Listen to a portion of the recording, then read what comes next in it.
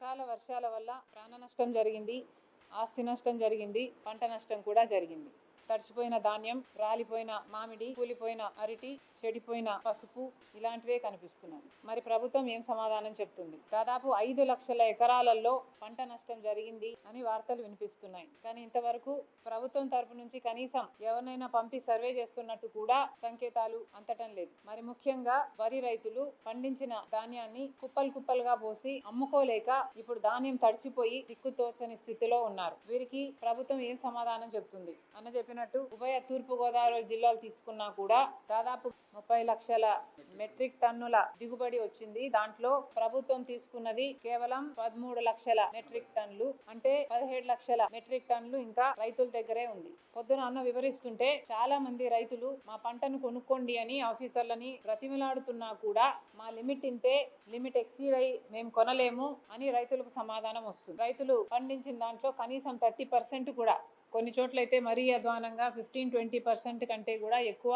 కొనుగోలు ప్రభుత్వం చేయట్లేదు రైతు భరోసా కేంద్రాల ద్వారా అని చాలా మంది రైతులు వాపోతున్నారని చెప్పడం జరిగింది. మరి రైతు పండించిన పంటను కొనాల్సిన బాధ్యత ప్రభుత్వానికి లేదా? మినిస్టర్ గారు కూడా పండించిన ఆఖరి గింజ వరకు కొంటాం మేము అన్న మాట అన్నారు అంటే దానికి కారణం కొనాల్సిన బాధ్యత ప్రభుత్వానిది కాబట్టి. మరి అలాంటప్పుడు కేవలం రైతు దగ్గర ఈరోజు కొనకపోవడం వల్ల కుప్పలు కుప్పలుగా ఎన్నో చోట్ల పోసుకొని ఎదురు చూడడం వల్ల ఈ అకాల వర్షాలకు పంట తడిసిపోయింది. మరి ఇప్పుడు ఆ రైతు ఆ పంటను ఏం చేసుకోవాలి? అసలు ప్రభుత్వము కొనకపోతే మిల్లర్ల దగ్గరైనా డిస్ట్రెస్ సెల్లింగ్ చేద్దామంటే మిల్లర్లు కనీసం 400 రూపాయలు 500 రూపాయలు మద్దతు ధర కంటే తక్కువ ఇస్తామని కోట్ చేస్తుంటే మరి చూస్తూ రైతు అంత తక్కువకి ఎలా అమ్ముకోగలడు? ప్రభుత్వం ఏమో మిల్లర్ల మీద ఒత్తిడి పెడుతున్నాం అని ప్రభుత్వం చెప్తుంది. కానీ మిల్లర్లకి ఎక్స్పోర్ట్ డిమాండ్ లేకపోవడం వల్ల వాళ్ళు కొనుక్కోవడానికి ముందుకు రావటం లేదు. మిల్లర్లకు కూడా మార్కెట్ లేకపోతే వాళ్ళైనా కొన్న సరుకుని నష్టానికి అమ్ముకోలేరు కదా. సో ఇది కొనాల్సిన బాధ్యత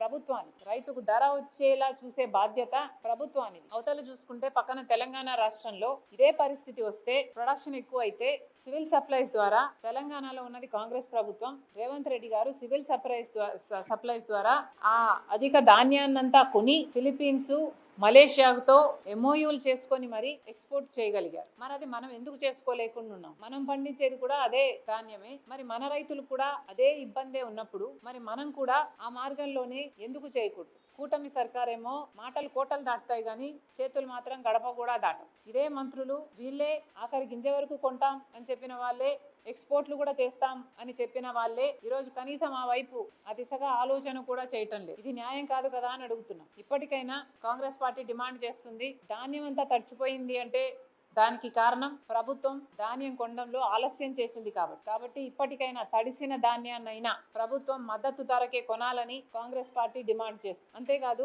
ఏ ధరను చూసుకున్నా, ఏ పంటను చూసుకున్నా మద్దతు ధర రావటం లేదు అని రైతులు చెప్తున్నారు. కూటమి సర్కార్ వచ్చిన తర్వాత అమలైన రేట్లు ఇవి. అక్కడ పంట పేర్లు రాస్తున్నాయి, మద్దతు ధర యాక్చువల్ గా క్వింటాల్కు ఎంత ఉంది, దానికి దక్కిన ధర ఎంత, వ్యత్యాసం ఎంత, ఇవి అన్ని న్యూస్ ఏజెన్సీలు అయితేనేమి లేకపోతే మేము చేసిన రీసెర్చ్ అయితేనేమి రైతుల ద్వారా కలెక్ట్ చేసుకున్న డాటాతో క్రియేట్ చేసిన టేబుల్ ఇది. ఈ రోజు వాస్తవం. ఇది మేమేదో సృష్టించి చెప్పటం లేదు. ప్రభుత్వం దీన్ని చూసి కళ్ళు తెరిస్తే రైతుల దగ్గర మీరు పడిపోకుండా ఉంటారు. రైతులకు మీరు ఇచ్చిన మాట నిలబెట్టుకోవాలి అంటే రైతులకు జరుగుతున్న ఈ అన్యాయాన్ని కూడా మీరు గౌరవించి సరి చేసుకోవాల్సిన అవసరం ఉంది. మొన్న అచ్చెన్నాయుడు గారు ఈ ప్రెస్ స్టేట్మెంట్ ఇచ్చారు. అమ్మా ఇది కూడా అక్కడ ఉంటే పెట్టు. ఈ ప్రెస్ స్టేట్మెంట్ ఇచ్చారు, ధర స్థిరీకరణకు 6,000 కోట్ల రూపాయలు ఖర్చు చేశాము అని. ఇది నిజంగానే అచ్చెన్నాయుడు గారు నిజమని అనుకోమంటున్నారా? ఇంత బ్లేటెంట్ గా, ఇంత పచ్చబద్దాన్ని మీడియా సాక్షిగా కూటమి సర్కార్ చెప్తుంది అంటే ఇది అమానుషం కాదా? మీరు అధికారంలోకి వచ్చి 10 నెలలు అవుతుంది. ఈ 10 నెలల్లో మీరు 6,000 కోట్ల రూపాయలు రైతుల కోసం ఖర్చు పెట్టారా? ఇది నిజమా? ఇది నమ్మమంటారా? ఇది నిజమే అయితే ఎలా ఖర్చు పెట్టారో, ఐటమ్ వైస్ గా 6,000 కోట్ల రూపాయలు ఎలా ఖర్చు పెట్టారో ప్రజలకు తెలియాల్సిన అవసరం ఉంది. శ్వేతపత్రం రిలీజ్ చేయండి, మాకు కూడా తెలుసుకోవాలని చాలా ఇంట్రెస్ట్ గా ఉంది. రైతుల కోసం మీరు ఎలా ఖర్చు పెట్టారో కూటమి సర్కార్ని కాంగ్రెస్ పార్టీ ఛాలెంజ్ చేస్తుంది. దీని వైట్ పేపర్ ని, శ్వేతపత్రాన్ని రిలీజ్ చేయండి.